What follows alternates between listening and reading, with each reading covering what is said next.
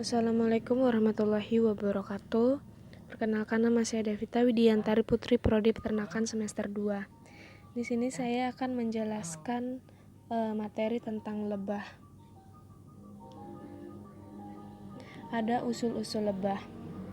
Semua lebah termasuk dalam suku atau familia Apoidae atau ordo Hymenoptera, serangga bersayap selaput.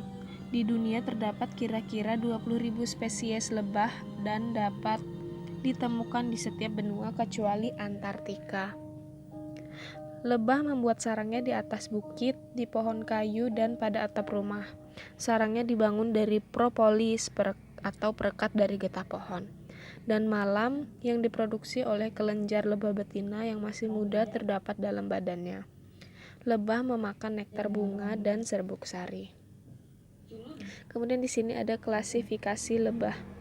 Kingdom Animalia, filum Arthropoda, kelas Insecta, ordo Hymenoptera, famili Apidae, bangsa Apini, genus Apis. Kemudian di bawahnya itu ada spesies-spesiesnya. Di sini ada cara hidup lebah. Nah, serangga betina ini memiliki peran yang sangat penting dalam kelompok serangga ini. Perilaku lebah sangat ditentukan oleh perilaku lebah betina.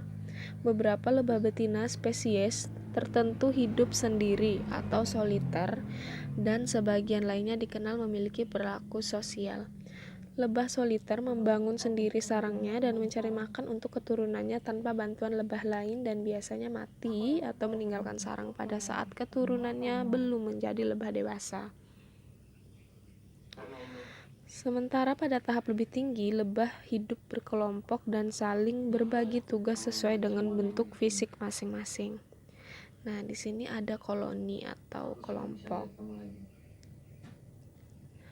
Dalam suatu koloni terdapat 3 kasta. Yang pertama itu lebah ratu. Lebah ratu ini berjenis kelamin betina, merupakan induk semua lebah dalam satu koloni. Dalam satu koloni hanya 1 ekor lebah ratu. Yang kedua, lebah betina, dikenal sebagai lebah pekerja yang jumlahnya bisa mencapai puluhan ribu, 30.000 ekor lebah, dan yang bibit unggul bisa mencapai sampai 60.000 ekor lebah. Yang ketiga itu ada lebah jantan, jumlahnya hanya ratusan ekor lebah saja. Setiap kasta lebah mempunyai tugas masing-masing. Lebah ratu hanya 1 ekor dalam setiap koloni dan mengawal semua kegiatan lebah betina dan lebah jantan. Kemudian jenis-jenis lebah madu. Yang pertama itu ada Apis cerana. Banyak tersebar di Asia. Di antaranya ditemukan di Indonesia, Afghanistan, Cina, dan Jepang. Jenis lebah madu ini bisa dibudidayakan baik secara tradisional maupun secara modern dalam sebuah kotak yang bisa dipindah-pindahkan. Dalam satu kotak atau stup, lebah ini bisa dipanen sebanyak 3 kali dengan produksi madu 2-5 kg bila dibandingkan dengan jenis lebah madu budidaya lainnya. Yang kedua itu ada Apis dorsata. Nah, jenis lebah ini terdapat di hutan, daerah subtropis dan tropis Asia, salah satunya di Indonesia. Apis dorsata selama ini belum bisa dibudidayakan. Produksi madu dan lebah ini masih diambil dari hutan, oleh karenanya sering disebut madu hutan. Ukuran tubuhnya lebih besar dibanding madu jenis lainnya. Bisa sengatannya pun lebih menyakitkan dibanding jenis lebah budidaya. Lebah madu ini membuat sarang secara tunggal, biasanya bergantung pada cabang pohon atau tebing. Diperkirakan dalam satu koloni madu yang diproduksi bisa mencapai 15-25 kg per tahun. Yang ketiga itu ada Apis florea. Lebah ini bisa ditemukan di Indonesia, Oman, Iran, dan India. Lebah ini termasuk liar dan tidak bisa dibudidayakan. Masyarakat di Indonesia lebih sering menyebutnya dengan sebutan tawon. Lebah ini bisa hidup berdampingan dengan Apis dorsata, Apis mellifera, dan Apis cerana. produktivitas madunya lebih kecil, sekitar 1-3 kg per koloni per tahun.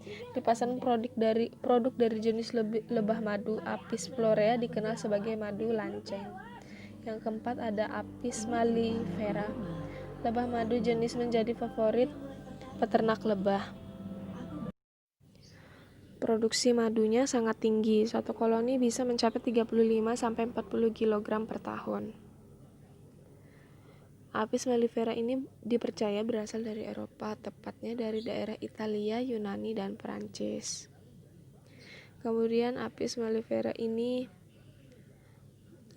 diperkenalkan ke Indonesia oleh bangsa Belanda pada tahun 1841 dan berkembang hingga sampai saat ini. Kemudian Apis mellifera ini ada beberapa lagi. Yang pertama itu ada Apis mellifera berasal dari Belanda, tergolong lebah yang suka berpindah rumah, warna tubuhnya gelap, hasil madu sedang. Yang kedua Apis mellifera linguistica berasal dari Italia. Dalam hal produktivitas, lebah ini penghasil madu nomor 1 baik dari jumlah maupun mutu. Lebah jantan berwarna lebih terang dan aktif bergerak. Yang ketiga ada Apis mellifera carnica, cukup terkenal di Amerika Serikat. Warna tubuh gelap kecuali bagian perut berwarna lebih muda. Penghasil madu yang baik, hanya saja suka berpindah-pindah. Kemudian ada Apis mellifera caucasia. Lebah ini berasal dari wilayah Kaukasia atau Rusia. Tubuhnya berwarna gelap hingga kuning dan jingga. Yang terakhir ada Apis mellifera lahjeni, banyak dibudidayakan di Eropa Utara atau wilayah Skandinavia. Warna tubuhnya hitam kecoklatan. Di sini ada produk budidaya lebah. Yang pertama itu ada madu. Madu ini biasanya dikumpulkan oleh lebah pekerja dan dijadikan madu, kemudian disimpan dalam sel-sel sarang. Bagi lebah, madu juga berfungsi sebagai cadangan makanan. Yang kedua itu ada serbuk sari. Serbuk sari merupakan sumber protein bagi lebah. Bagi manusia, protein yang terdapat dalam polen sangat berguna untuk memperbaiki sel-sel tubuh yang rusak. Yang ketiga yaitu ada royal jelly. Royal jelly ini merupakan cairan kental yang disekresikan oleh lebah pekerja. Biasanya dimanfaatkan untuk memberi makan larva lebah. Bagi manusia, royal jelly ini bermanfaat untuk suplemen penjaga kebugaran dan vitalitas tubuh. Yang keempat ada propolis. Propolis ini semacam lem perekat bersifat resin yang dikumpulkan lebah dan dari bagian-bagian tanaman. Lebah ini memanfaatkan propolis ini untuk menutup celah pada sarangnya, menambal retakan dan memperkecil atau penutup lubang masuk. Kemudian ada lilin lebah. Lilin lebah ini merupakan salah satu hasil sekresi lebah adalah lilin lebah. Lilin ini bisa dimanfaatkan sebagai bahan baku lilin, industri kosmetik dan industri farmasi. Di sini ada budidaya lebah madu. Yang pertama itu upaya memelihara lebah dengan teknik-teknik tertentu atau sering kita sebut dengan cara modern, tanpa melupakan kebiasaan kehidupan lebah itu sendiri secara alami. Yang kedua, sedangkan maksud dari budidaya lebah madu adalah untuk memanfaatkan sumber daya alam yang ada secara optimal tanpa mengabaikan kelestariannya. Nah, di sini ada sifat biologi lebah. Yang pertama itu ada lebah ratu. Kelamin betina normal dengan ciri-ciri badannya lebih besar dari ukuran badan lebah pekerja dan sama besar dengan lebah jantan.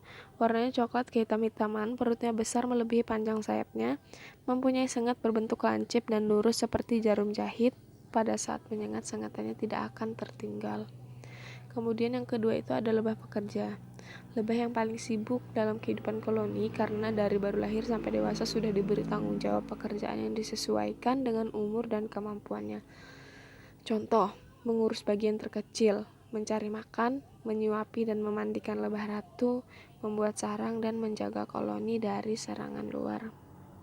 Di sini ada stop rumah lebah.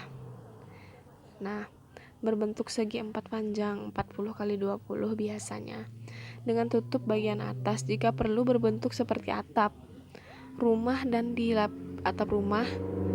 dilapisi dengan plat seng, dengan maksud pada saat hujan tidak menggenang di atas stup atau kotak agar mengurangi tingkat kerusakan. Adapun kandangnya itu terdiri dari pintu stup, landasan, dan ventilasi stup. Nah, ini adalah gambar dari rangkaian kandang tersebut. Kemudian pembibitan. Ciri-ciri bibit madu yang berkualitas itu, yang pertama, mempunyai ratu lebah yang secara fisik bagus dan berusia antara 3 bulan sampai 1 tahun. Jumlah dan kualitas telur yang dihasilkan ratu lebih banyak, hasil panen lebih banyak baik hasil madu, bipolen, royal jelly, dan propolis. Larva lebah yang dihasilkan lebih segar, lebah biasanya lebih agresif. Kemudian untuk mendapatkan bibit unggul, tersedia 3 paket bibit lebah. Paket lebah ratu terdiri dari 1 ratu dengan 5 pekerja. Paket lebah terdiri dari 1 ratu dengan 10.000 lebah pekerja. Paket keluarga inti terdiri dari 1 ratu dan 10.000 lebah pekerja lengkap dengan 3 sisiran serang. Kemudian memperbanyak koloni lebah madu. Berternak lebah madu agar menghasilkan keuntungan yang optimal, seorang peternak lebah madu harus mempunyai minimal 100 kotak koloni lebah madu.